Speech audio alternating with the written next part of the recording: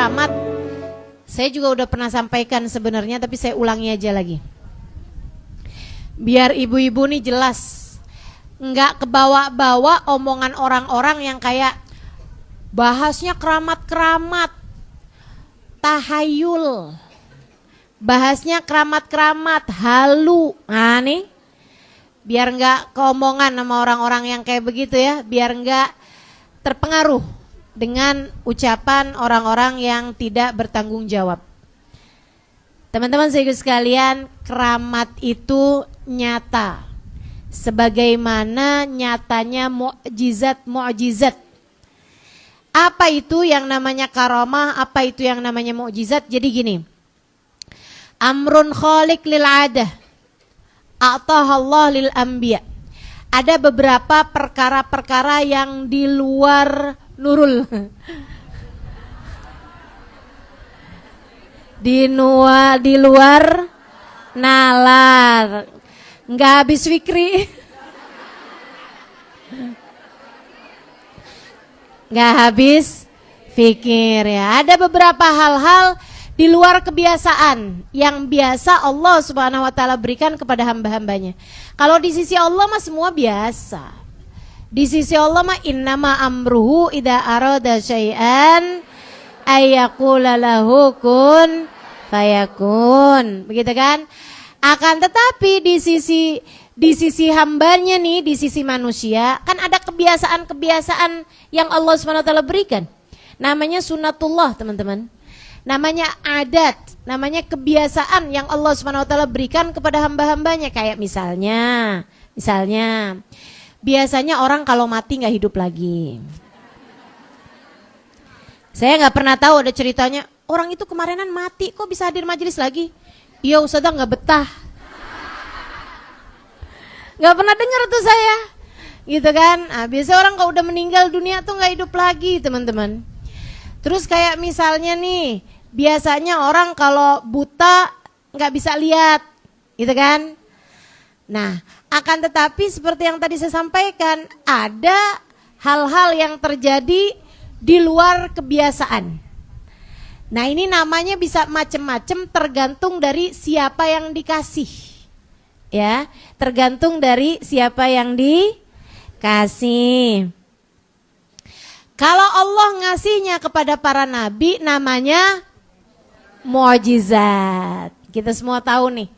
Hal-hal di luar nalar, di luar fikir manusia, di luar kebiasaan yang Allah Subhanahu wa taala berikan kepada hamba-hambanya tidak sebagaimana kebiasaan Allah berikan kepada hamba-hambanya, tapi ini Allah berikan kepada para nabi namanya mukjizat. Itu pun mukjizat juga harus yang sesudah kenabian. Kalau sebelum kenabian namanya irhasah. Namanya irhasah, ya. Allah berikan kepada para nabi tapi sebelum kenabian. Kayak Nabi Muhammad tiap jalan dinaungin awan. Itu kan sebelum nabi jadi nabi juga udah dikasih sama Allah. Kayak Nabi Muhammad nggak punya bayangan. Kayak Nabi Muhammad itu kalau jalan, apalagi terutama waktu deket-deket kenabian, itu suka disapa sama pohon-pohonan, bebatuan, padanya apa? Assalamualaikum ayyuhan nabi, gitu. Assalamualaikum ya Rasulullah, Assalamualaikum ya Rasulullah. Tolah-toleh nggak ada siapa-siapa. Ternyata yang ucap salam adalah batu-batuan. Ternyata yang ucap salam adalah pohon-pohonan. Nah ini teman-teman saya sekalian, namanya irhasah. Kalau udah jadi nabi namanya mukjizat. Jadi kamu jangan salah pakai istilah, saya dapat mukjizat. Ente siapa? Aneh ternyata punya mukjizat lah. Kamu siapa gitu. Jadi nggak ada. Yang namanya mukjizat Allah berikan kepada para nabi. Habis gitu ada juga Allah berikan hal-hal yang di luar nalar manusia, di luar kebiasaan manusia, Allah berikan kepada para wali. Para wali. Para wali itu siapa sih? Wali itu dari kata-kata wala atau wala yuwali atau wala yuwali. Artinya kalau walla yuwalli artinya adalah pemimpin, ya, waliyan, gitu kan. Kalau wala yuwali itu artinya adalah orang yang dicinta. Dua-duanya bisa benar. Mereka adalah pemimpin-pemimpin manusia di sisi Allah Subhanahu wa taala. Pejabat-pejabat di sisi Allah tuh para wali, teman-teman. Kalau dari sisi hal-hal yang enggak kelihatan nyata gitu, hal yang maksudnya dari sisi batinnya itu para penjaga-penjaga kita, para pejabat-pejabat kita di sisi Allah adalah para wali gitu. Nah, kalau dari sisi artinya para kekasih, tentu saja mereka adalah para kekasih Allah Subhanahu wa taala. Wali itu satu, kalau jamak, kalau banyak aulia. Yang kata Allah Subhanahu wa taala, ala inna aulia Allah la khaufun alaihim walahum yahzanun. Ketahuilah sungguhnya para kekasih Allah, orang-orang tercinta di sisi Allah, la khaufun alaihim. Mereka enggak punya takut, walahum yahzanun, dan mereka juga enggak pernah bersedih hati. Jadi gampang banget mau cari tahu, jangan-jangan saya wali, bukan. Enggak, bukan, belum. Mudah-mudahan belum ya. Tapi yang pasti bukan gitu kan. Sekarangnya bukan gitu. Kenapa gitu? Kita masih punya banyak ketakutan. Kita masih punya banyak kesedihan. Betul nggak? Saudara sekalian yang saya muliakan, masih beda apa enggak kamu antara punya duit apa enggak punya duit? Udah gitu aja. Tiap kali kamu berasa kegeeran, jangan-jangan saya wali. Langsung ingat-ingat, masih beda kok antara nggak punya duit sama punya duit, gitu. Kalau masih beda bagimu antara punya uang sama nggak punya uang, itu artinya kamu belum jadi wali. Udah sih wali murid, wali kelas, wali santri, kalau anaknya nyantri. Begitu teman-teman saya sekalian. Nah, Nabi kita Muhammad alaihissalam ketika ditanya tentang cirinya wali, gitu kan? Wahai Rasul, cirinya wali gimana sih? Kalau kita buat nilai diri kita sendiri kan tadi tuh, la khaufun alaihim walahum yahzanun. Tuh kata Allah, wali tuh kayak gitu, nggak punya khawatir, nggak punya kesedihan. Nah, kita masih banyak bener nih. Ketakutan kita masih banyak. Takut suami kawin lagi. Takut anak gak lulus ujian. Begitu kan ya? Ada banyak ketakutan-ketakutan kita dalam hidup gitu. Karenanya kita buat nilai diri kita sendiri udah tahu dah tuh. Kita belum jadi wali. Kalau buat nilai orang gimana? Nah, ini pernah ditanyain nih sama baginda kita Nabi besar Muhammad. Yang kalau ngomong gak pernah dari hawa nafsunya, gak pernah dari pemikirannya, gak pernah bahkan dari ilmunya. Akan tetapi setiap beliau bicara adalah dari wahyunya Allah Subhanahu wa ta'ala. Alladzi la yantiqu anil hawa in huwa illa wahyun yuha. Semua yang diucapkan Nabi adalah wahyu dari Allah Subhanahu wa ta'ala. Nabi ditanya, ya Rasulullah, apa sih cirinya wali? Ma alamatul wilayah ya Rasulullah. Apa tandanya seorang tuh wali gitu? Nabi Muhammad kasih tahu. Ma alamat aulia illah. Apa ciri kekasih Allah? Nabi Muhammad jawab, alladzina idza ru'u dzukirallah. Orang yang kalau kamu lihat dia akan mengingatkanmu kepada Allah. Itu artinya orang itu hatinya penuh dengan Allah. Teman-teman saya sekalian, nih ya, saya yakin banget kamu kalau lihat penjahit inget kain. Betul gak? Betul. Kamu kalau lihat polisi lalu lintas inget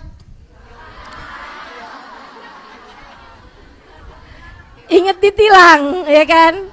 Makanya jangan sampai nih ada yang bilang kayak gini nih, ya ampun kenapa ya kalau ngelihat polisi di jalan hati saya deg-degan. Apakah ini adalah tanda saya jatuh cinta? Enggak ya. Itu dia teman-teman sekalian, orang tuh apa yang ada di dalam hati seseorang itu kalau besar banget bikin kita tiap lihat dia tuh inget sama sesuatu tersebut. Sebagai seorang penjahit, pastikan yang pikiran di hatinya itu kan kain mulu. Gitu. Sehingga akhirnya orang lihat dia inget kain gitu. Nah, ada para wali-walinya Allah Subhanahu wa taala yang hatinya selalu berisi dengan Allah Jalla Jalaluhu wa ta'ala azamatuh, membuat orang kalau ngelihat orang tersebut langsung ingat sama Allah. Nah, nih itu kata Nabi Muhammad cirinya waliullah. Jadi kita kalau mau tahu nih wali apa bukan ya? Kalau pas kamu lagi lihat dia, ingat apa? Iya. Teman-teman sekalian yang saya muliakan, jadi itu cirinya wali min auliyaillah, cirinya walinya Allah Subhanahu wa taala seperti itu gitu ya. Nah, ini sama Allah Subhanahu wa taala dikasih yang namanya karamah, yang namanya keramat. Dan nih ya, dari yang saya dapat pelajarannya dari Sayyidil Habib Umar bin Hafid, ma'uqidatul wilayah illa fi jawfil lail. Kalau kamu jadi mikir misalnya gitu ya, kali ya kapan-kapan saya jadi wali, nih saya kasih tahu. Saya kasih tahu. Kata Habib Umar, ma'uqidatil wilayah illa fi jawfil lail. Kewalian itu ada pelantikannya. Pelantikannya kewalian itu Allah Subhanahu wa taala berikan, kebanyakannya atau mayoritasnya gitu ya. Itu Allah Subhanahu wa taala berikan kewalian atau pelantikannya pada sepertiga malam terakhir. Lah kamu bangun aja kagak.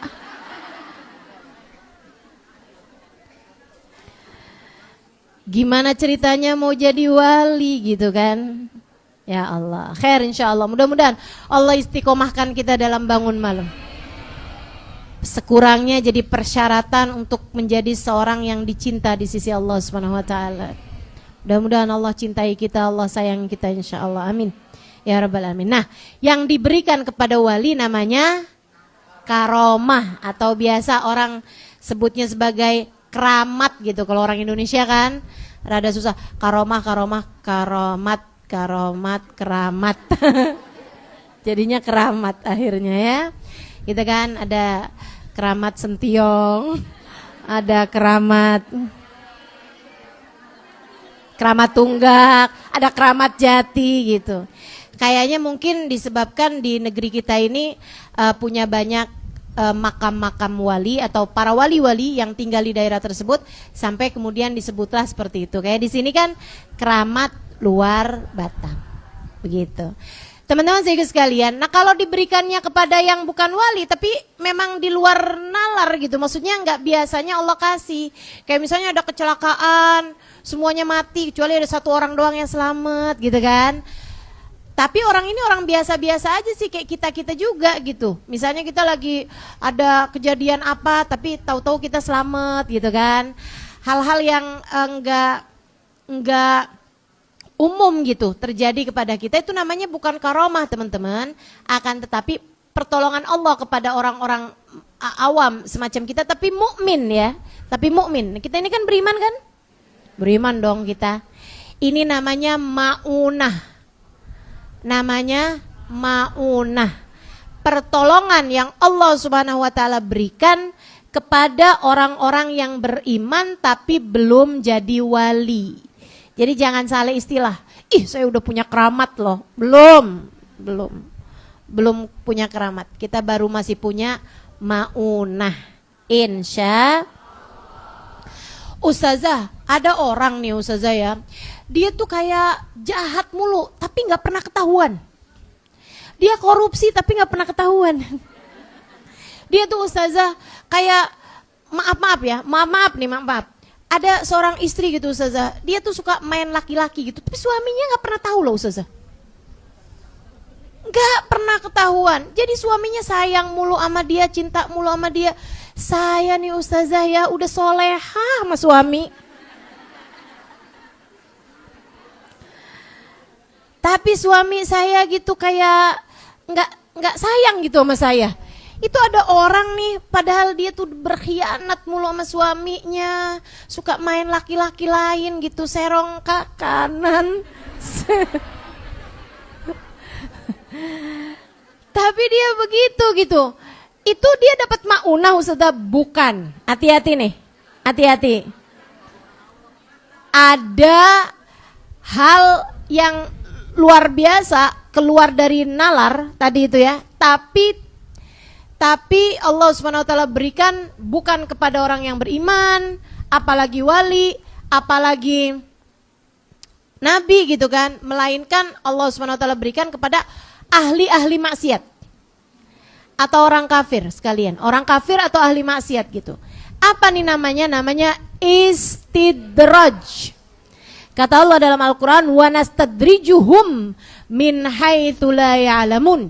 Dalam ayat yang lain Allah bilang, wa numli lahum inna kaidi matin. Wa nastadrijuhum min haitsu la ya'lamun. Dan kami luluh, kalau bahasa Jawanya itu ya, diluluh, dibiar-biarin, diulur-ulur, dikasih-kasih, dilos. Wih, ngasihnya tuh banyak banget, Allah kasih. Itu namanya istidraj. Allah SWT berikan kepada ahli-ahli maksiat. Saya kok maksiat mulu, tapi saya sehat terus, tapi saya senang terus, tapi saya rezekinya lancar terus gitu. Sementara ada orang yang baru mulai hijrah, tapi kok jatuh miskin, tapi bangkrut. Nah, suka begitu kan kita lihat?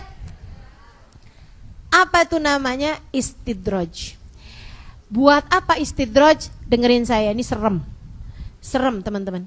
Istidraj itu adalah Allah ngasih kelebihan-kelebihan kepada ahli-ahli maksiat untuk membayar kebaikan mereka di dunia, sehingga di akhirat nanti yang sisa hanya dosa. Ngeri banget. Jadi dia itu mungkin masih punya kebaikan, ada sedekah, ada dia bakti sama orang tua, ada apa kayak gitu dari kebaikan-kebaikan yang dia lakukan. Saudara sekalian, Allah balas semuanya di dunia dengan segala kemudahan-kemudahan hidupnya. Dikasih aja sama Allah, kasih aja sama Allah. Naudzubillah, agar nanti di hari akhirat Allah tidak punya lagi alasan untuk membahagiakan dia. Agar di akhirat nanti yang sisa hanyalah tinggal kesengsaraan atas segala dosa-dosa dan perbuatan kemaksiatan yang telah dia lakukan. Hati-hati. Mudah-mudahan Allah selamatkan kita semuanya insyaallah. Allah selamatkan kita semuanya insyaallah. Amin ya rabbal alamin. Nah, teman-teman sekalian, Habib Abu Bakar Adni, ini ya, namanya Habib Abu Bakar bin Abdullah Al-Aidarus. Tapi beliau kemudian hijrah ke Aden, sehingga dapat julukannya Habib Abu Bakar Adni, dari Aden gitu ya. Kenapa beliau harus hijrah ke Aden? Karena tidak boleh ada dua pimpinan wali dalam satu negara, dalam satu daerah. Jadi kayak beliau waktu itu udah diangkat sama Allah sebagai gubernur. Nah itu gak boleh tuh, ada dua gubernur dalam satu provinsi semacam itu. Sehingga akhirnya beliau pun hijrah ke Aden. Masya Allah teman-teman, beliau salah satu dari yarhamukillah. Masih ada gak nih? Biar saya jawabnya sekalian. Saudara sekalian saya muliakan, beliau itu salah satu dari wali yang punya banyak karomah. Ketika datang ke Aden, itu kota Aden banyak di antara mereka yang nggak percaya sama wali gitu. Banyak di antara mereka yang nggak percaya dengan keberadaan wali min auliyaillah, dan banyak di antara mereka tuh yang kayak menganut aliran Islam sih, tapi nganut aliran kayak yang baca maulid bid'ah, baca sholawat bid'ah, wali-wali nggak ada, ngaku-ngaku aja tuh gitu. Kalau di sini sih nggak ada yang begitu. Tetangganya mungkin, tetanggamu mungkin ya. Tapi kalau nggak percaya begituan nggak hadir di sini, betul nggak? Betul nggak? Sebenarnya ya yang nggak percaya begitu tuh sama kayak nggak mempercayai sebagian ayat Al-Quran. Karena di Al-Quran tuh banyak sekali Allah menceritakan tentang para wali-walinya Allah dengan keramat-keramat mereka, teman-teman sekalian. Sayyidah Maryam Allah ceritakan bisa menghidangkan makanan dari surga. Apa namanya kalau bukan karomah? Apa namanya kalau bukan keramat? Betul apa enggak? Sayyidah Maryam memang nabi? Enggak ada. Nabi enggak ada yang perempuan. Rasul nggak ada yang perempuan, Sayyidah Maryam. Akan tetapi Allah bisa menghadirkan buat Sayyidah Maryam makanan-makanan dari surga. Allah persembahkan buat Sayyidah Maryam. Tiap kali kepengen, ya Allah melon enak kali, ada melonnya. Ya Allah semangka nih enak nih, seger, ada semangkanya. Dari surga pula teman-teman. Makanan dari surga, buah dari surga itu nggak bisa basi, nggak bisa busuk. Nggak bisa busuk kalau buah-buahan dari surga. Kenapa kita ini buah 3 hari bisa busuk? Karena belinya di Keramat Jati. Ya kan?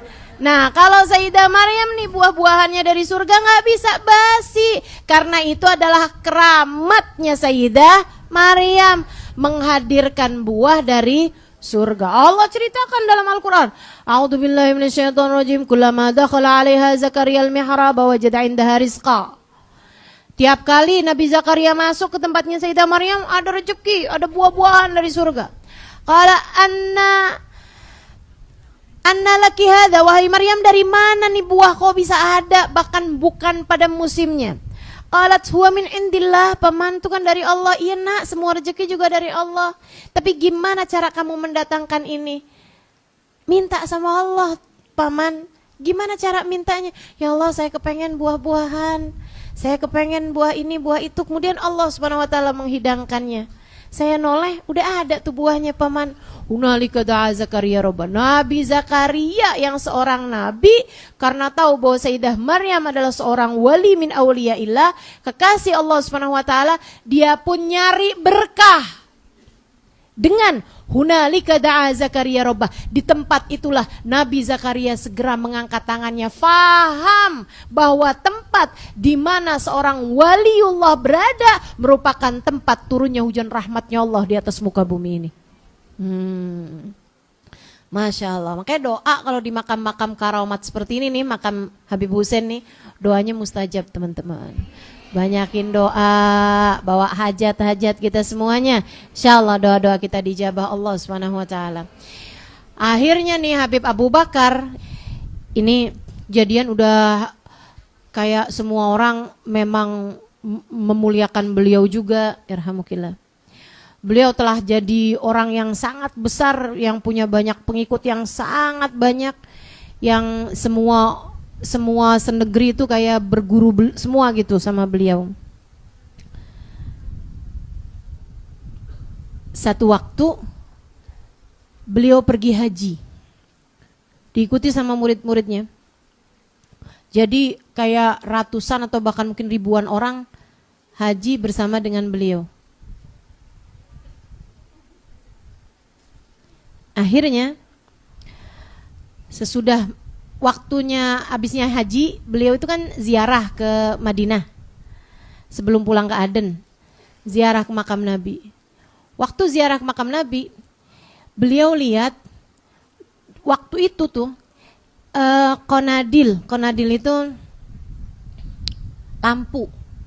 lampu yang dipasang di Masjid Nabawi itu teman-teman, itu dari emas. Saya nggak tahu sekarang ya, Tapi zaman itu, zaman Habib Abu Bakar haji, itu konadilnya itu, lampu-lampunya itu, hiasan-hiasan lampunya tuh terdiri dari emas. Emas, benar-benar emas yang ditaruh di situ gitu, bukan disemprot emas, tapi memang emas. Habib Bakar lihat gitu, terus beliau ingat di kampung beliau, di negeri beliau banyak orang susah. Banyak orang-orang miskin di Aden. Jadi akhirnya beliau bilang gitu sama murid-muridnya. Emang antik banget Habib Abu Bakar ini teman-teman. Di hari terakhir beliau bilang, yuk kita ambilin nih. Ngerampok Masjid Nabawi coba. Habib Bakar luar biasa. Kata Habib, yuk kita ambilin nih konadilnya, lampu-lampunya Masjid Nabawi ini biar kita sumbangkan kepada orang-orang di Aden. Ngapain nih Masjid Nabawi? Punyanya njit beliau, ya kan ya? Masjid Nabawi itu punyanya siapa? Punyanya Rasulullah Muhammad sallallahu alaihi wasallam.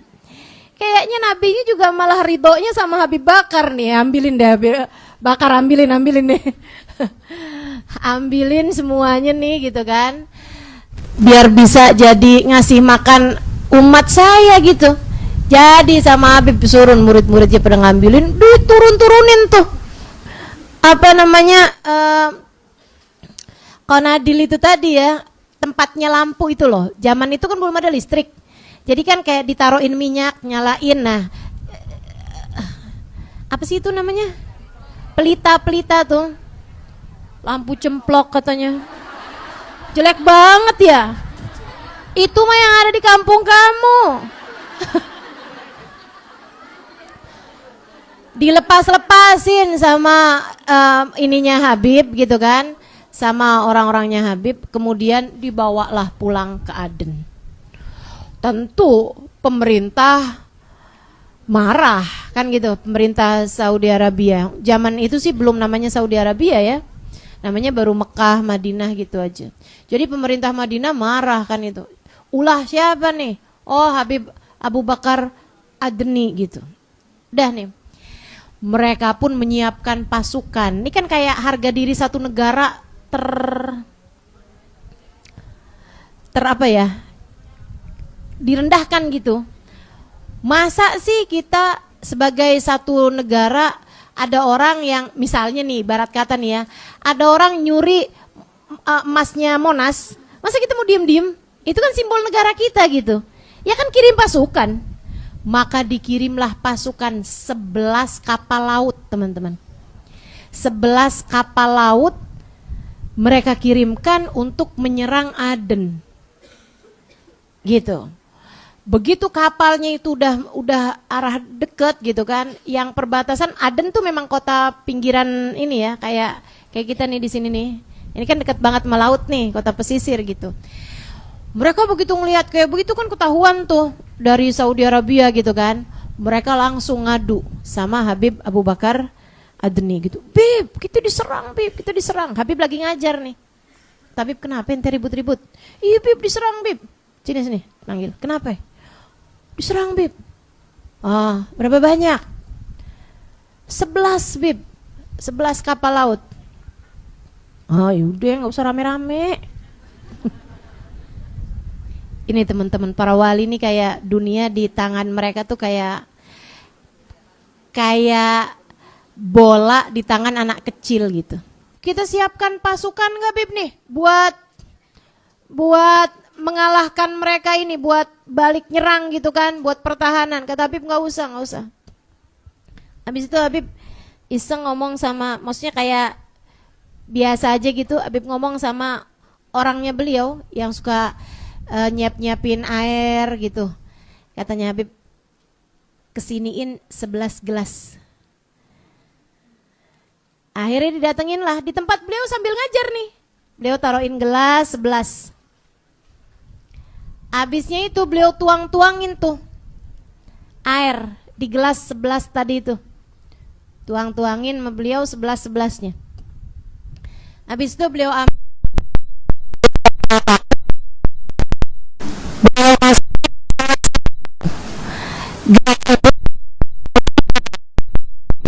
Bismillahirrahmanirrahim. Cuman gitu.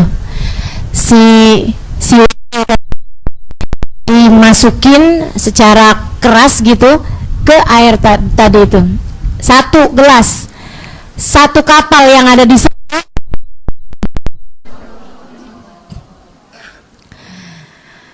Terus Habibnya bilang, tanyain sama mereka 11-11-nya enggak?